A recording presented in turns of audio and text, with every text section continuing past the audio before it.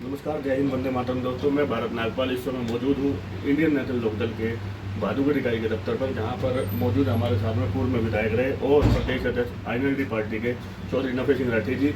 आज बहुत बड़ा एक युवा रेला जो है, युवा साथी जो है आज आईएनएलडी में ज्वाइन किए हैं और उस ज्वाइनिंग के दौरान आज बातचीत हुई है। छोटी सी हरियाणा सरकार का दोहरा चरित्र जो है, किसान हितैषी अपने आप को बताती है, किसानों की आय बढ़ाने वाली सरकार बताती है, उसके बावजूद कल करनाल में जो बड़े स्तर पर लाठीचार्ज हुआ है किसानों के ऊपर, उस पर थोड़ी सी बातचीत करेंगे। चौधरी साहब, आपका बहुत बहुत स्वागत है वॉइस ऑफ चैनल भादुगढ़ पे। तो एक बार आज जो आपका परिवार बड़ा है, मैंने खुद अपनी आंखों से देखा, इतनी बड़ी संख्या में युवा यहाँ पर आज पार्टी को ज्वाइन किया है, तो पार्टी दिन ब दिन मजबूत होती जा रही है, कहीं ना कहीं सरकार भी खतरा महसूस कर रही है। आज सैकड़ों की संख्या में भादुगढ़ के शहर के और गांव के नौजवान, जिनकी संख्या शायद 200-250 के बीच में थी, आज शामिल हुए हैं विभिन्न पार्टियों को छोड़कर। कुछ कांग्रेस के थे, कुछ बीजेपी के थे और कुछ जेजेपी के भी थे। इसमें हमने उनका स्वागत किया है। और आज हरियाणा में केवल एक ही नाम उभर के आया है कि चौधरी ओम प्रकाश चौटाला जी की नीतियों की सरकार बनी। इस सरकार के टाइम पे पिछले 6 साल के दरमियान लगभग 29 भर्तियां रद्द हुई हैं या पेपर लीक हुई हैं, जिनके करोड़ से ज़्यादा बच्चों के एग्ज़ाम रद्द कर दिए गए इस 29 भर्तियों में। अब ये 3500 भर्तियां निकली थी 15 दिन पहले, जो एग्ज़ाम हुए थे, वो एग्ज़ाम इन्होंने रद्द करने पड़े क्योंकि पेपर लीक हो गया। ऐसे ही पेपर लीक हुए तो लगभग 8 लाख के करीब बच्चों ने फार्म भरे थे और एक फार्म भरवाने के नाम के एक कंपनी इन्होंने हायर की थी हरियाणा सरकार ने। वो गुजरात की कंपनी है और पंचकुला में उसका ऑफिस है। इंडियन नेशनल लोकदल पार्टी के हमारे नेता चौधरी नफे सिंह चौटाला जी ने भी एक हफ्ता पहले बयान दे करके वो कंपनी का नाम और सब कुछ दिया था। तो वो कंपनी 8 करोड़ रुपए बच्चों से कमा गई और फिर पेपर लीक करवा दिया सरकार ने। सरकार ने जो चेयरमैन बना रखे हैं, एसएस बोर्ड के हैं, एचपीएससी के हैं, या मेंबर बना रखे हैं या सेक्रेटरी लगा रखे हैं, तो वो जो अधिकारी हैं या जो चेयरमैन हैं, जो पॉलिटिकल पोस्ट है, उन लोगों के खिलाफ मुख्यमंत्री को कार्रवाई करनी चाहिए थी। आज तक सिर्फ एक बार एसएस बोर्ड के चेयरमैन को 15 दिन के लिए सस्पेंड किया था, उसके बाद फिर बहाल कर दिया। उनके खिलाफ कोई कार्रवाई अब तक अमल में नहीं लाई गई। केवल उन लोगों को सरकार फंसाती है जिनका इससे कोई वास्ता नहीं रहता।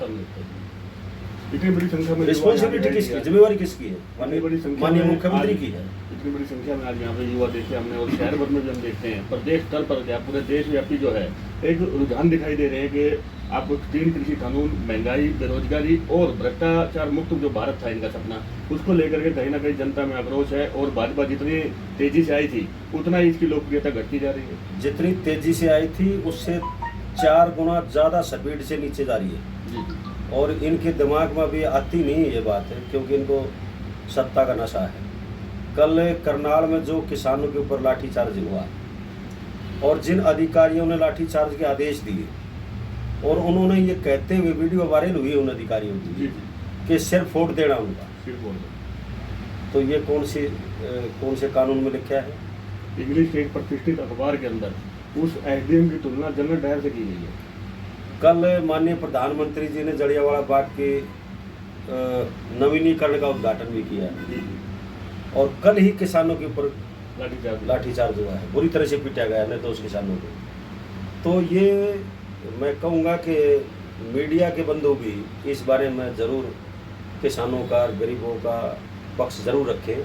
सरकार लोगों के साथ जाति करती है और फिर जो गोदी मीडिया है वो उसको सही ठहराने का काम करती है। हमारे चैनल के माध्यम से जो युवा हैं, युवा शक्ति पर देखा गया बिल्कुल बदलाव दिखाई दे रहा है और जो देश की आम जनता है उसको क्या संदेश देना चाहिए? केवल हरियाणा में नहीं, पूरे हिंदुस्तान में ही बीजेपी का ग्राफ बहुत तेज स्पीड से नीचे गिर रहा है, बहुत तेज स्पीड से। जिस तेजी से चढ़ा था ना, उसे कई गुना तेजी से नीचे आ रहा है। आज युवाओं की अगर बात करें तो हरियाणा में सबसे ज़्यादा बेरोजगारी है, 28%, 28.1%। और उस बेरोजगारी की वजह से हालत ये हो रही है कि क्राइम लगातार बढ़ता जा रहा है। हमारा नौजवान जो है वो रास्ता भटक गया, उसको लाइन पर लाने के लिए सरकार को चाहिए कि वो उनको रोजगार दे, उनको नौकरी दे। नौकरी मिलती नहीं है। सरकार के जो बीजेपी के नेता, जेजेपी के नेता नो पर्ची नो खर्चे की बात करते हैं।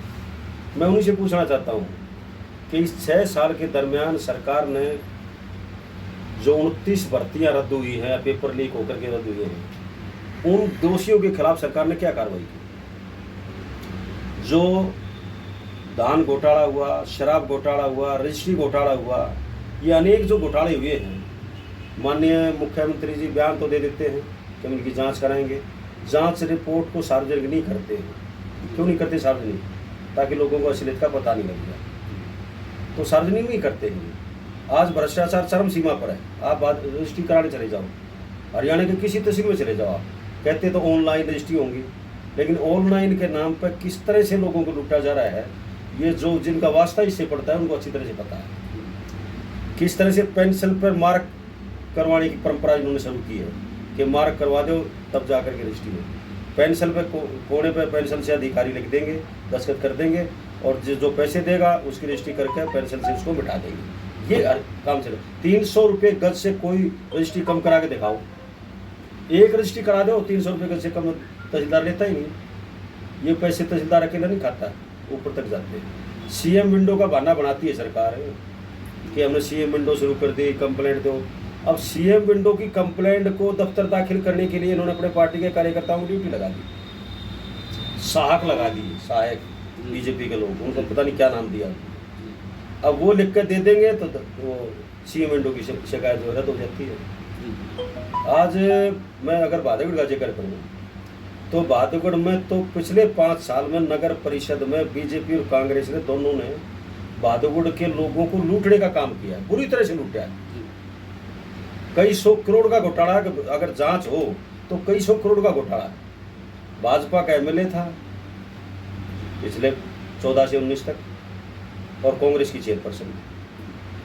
ये हालत है, बहुत बुरी तरह से लूटा बहादुरगढ़। अब चुनाव आगे हैं, डिक्लेयर कभी भी हो सकते हैं। उम्मीद है कि शायद अगले महीने में डिक्लेयर हो जाएंगे। तो हरियाणा की जनता इनको सबक सिखाएगी, जहाँ जहाँ नगर परिषद, नगर पालिका बीजेपी चुनाव लड़ेगी, इनको पता चल जाए। बहुत बहुत धन्यवाद आपका। ये थे प्रदेश अध्यक्ष चौधरी नवप्रीत सिंह राठी जी, जिन्होंने सरकार पर भी लाठीचार्ज को लेकर के बहुत बोले हैं और हमला किया है। और वॉइस ऑफ बॉलीवुड की तरफ से आपका परिवार बढ़ता रहे, IND का, ये आपको शुभकामनाएं देते हैं। बहुत बहुत धन्यवाद।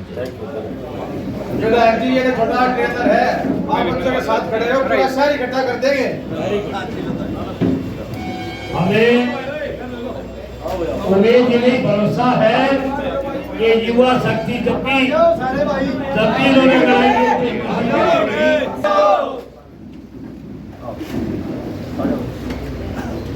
भाई सबका अभ्यर्थी प्राची के साथ फोटो तो करूँ। ठीक है जी, ठीक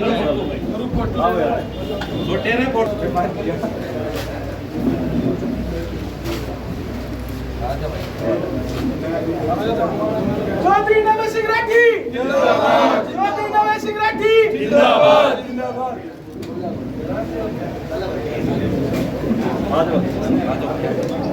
भाई सारे आओ रिंकू जिंदाबाद, जिंदाबाद।